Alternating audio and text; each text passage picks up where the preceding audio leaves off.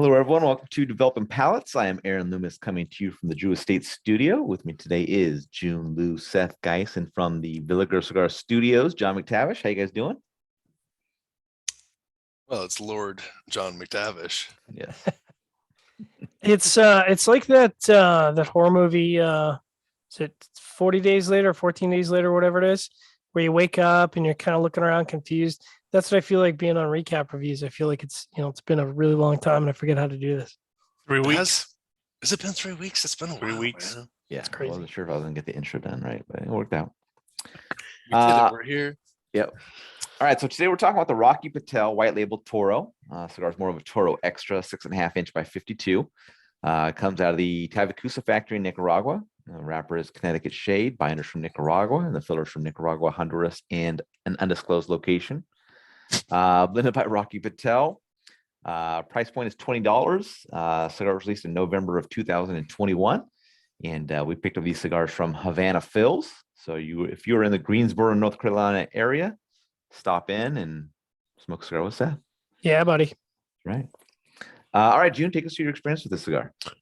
Yeah, I mean, I've always had a fond heart for Rocky Patel and his cigars. Ever since I met him for the first time ever at a lounge event. It was all about just delicious cigars that he makes. Not true. Anyways, not really sure why I brought it up that way, but I did, however, enjoy the cigar because I basically feel like within the realm of like Connecticut Shade, this is very close to what I enjoy. So lots of like soft flavors, soft notes, like very bready hay, like kind of a lot of like baking spice and pastries and that kind of thing going on. I thought it was really good. It was surprisingly good. I not gonna lie, I picked the cigar up and I was like, it's fucking $20. That's bullshit. But it was actually pretty damn good. So I enjoyed it. All right, Seth, what were your thoughts? Well said, June. No, I listen. I thought this was an enjoyable cigar. I thought the first third was really strong, and that really I think helped it out later on. But the first third did deliver those qualities, which I like, which I know June does.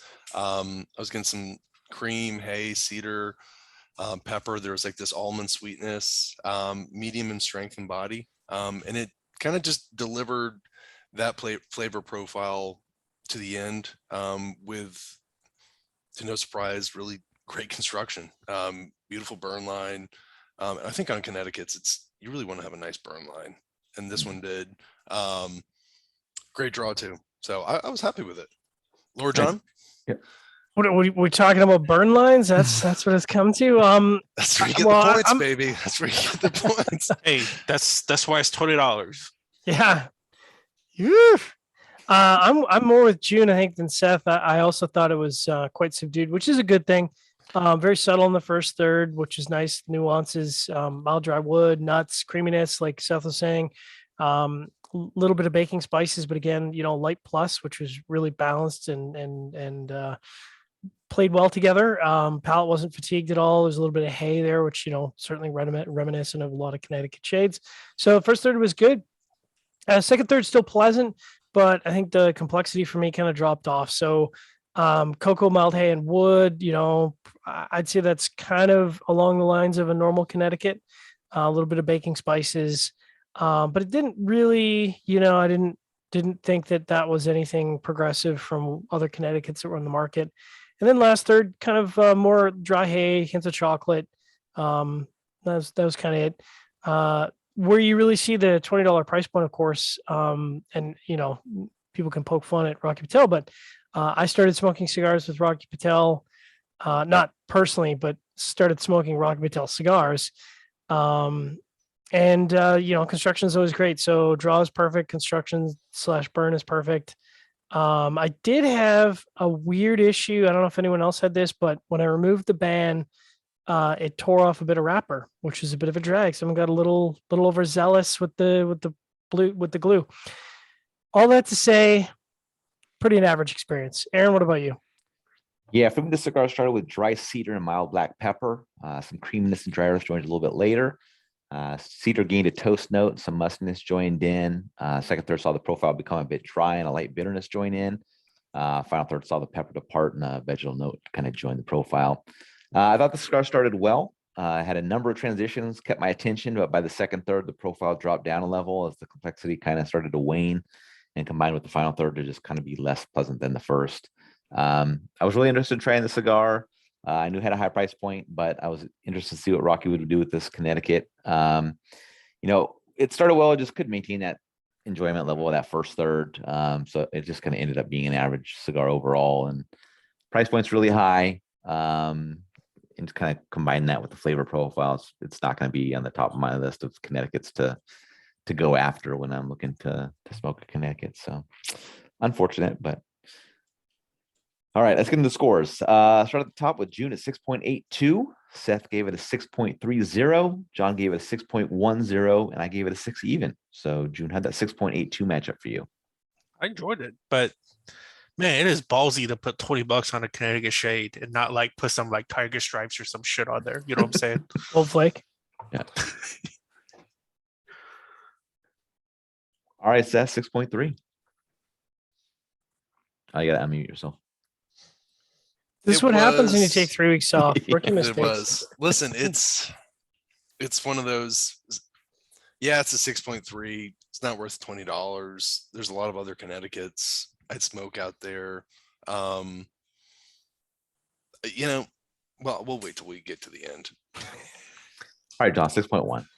I mean, it matches up well. The flavor profile is a 5.75. The 5.85. The construction takes it up to 6.1.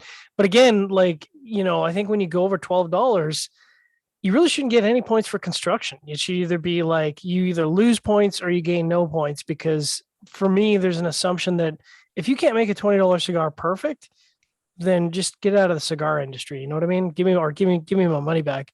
So all that to say, it was okay.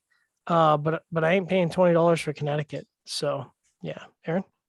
Yeah, my 6 even matches well. I mean, it's an above average flavor profile and with really good construction. So it gets to that 6 mark, but it's kind of just right on that line of whether I would go back to it or not. And that price point is what dashes it for me. So I wouldn't pay $20 to smoke this when you could smoke many other cigars for half the price that will give you the same level of enjoyment. So Many of the Rockies for half the price too. sure.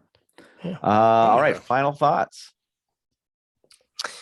If this was Rocky's attempt at going off after Davidoff should just do a campaign on Grand Cru, which is more affordable than this, Right. and it would just demolish Rocky Patel. Yep. Yeah, but the Rocky Patel, you get 2 hours and 9 minutes smoking. The Grand Cru, what's the suggested smoking time? Like 31 minutes or something like that? For the Toro, I mean, don't they have a 40 minutes? They're smoking time now too. That's I bet you more I bet you if you picked up any random cigar smoker, and this is this is probably a comment to anyone who's watching this. If you picked up any random cigar smokers and you gave them a Rocky Patel white label Toro and then a Davidoff Grand Cru Toro, whatever they had, let's say it's a smaller size, I bet they'll take longer smoking the Davidoff than the Rocky Patel. Yeah, I was just trying to take a jab because they have those absurd the crazy smoking times. That, Yeah, they're like remember a third of what they should be. Yeah, Klaus was talking about how, well, even all their Connecticut offerings, like they have like the mild, and then they have the full mild. Yeah, if you want a longer smoke, like an hour and a half, you smoke a Davidoff Royal Robusto, and I'm like, Yeah, and if you want to smoke for 45 minutes, we recommend this Royal Salomon, which That's is 7 up by 54 and $100. y'all need to slow your roll. My goodness. Yes. No, I mean it was a pleasant cigar, but from a business perspective, I don't really get $20 for Connecticut. Like I don't, that tobacco math doesn't add up to me. If you said this was $10, I'd be like, okay, that's about right. I might smoke it again for, $10, but $20 is kind of something in my head. I'm like, for Connecticut, I can't do that.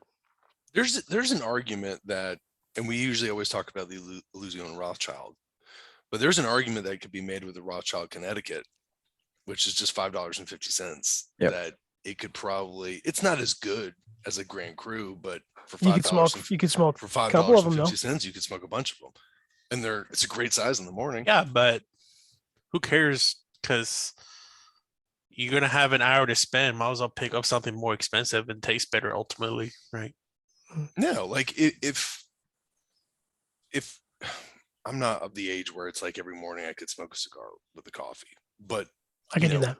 if I did, I wouldn't be grabbing a Toro or a Churchill. I'd grab a Yeah, you grab like a short Petit robusto or a, Robusto, or PC or which I think what we're all coming down to is Rocky made a good Connecticut, but it just wasn't good because it was too expensive. Right. sounds about right. We're also saying in the past that this is becoming a bit of the new norm of, cigars being in the $15 to $20 range, which is crazy. Still That's super crazy. crazy. Stop! Yeah. Stop it! Stop it! Stop doing that. I'm just gonna smoke Cubans if that's what you're gonna do. I'll be like, this Cuban is so inexpensive. It's so tasty. This Boulevard's so good. It's so good and So so good. affordable.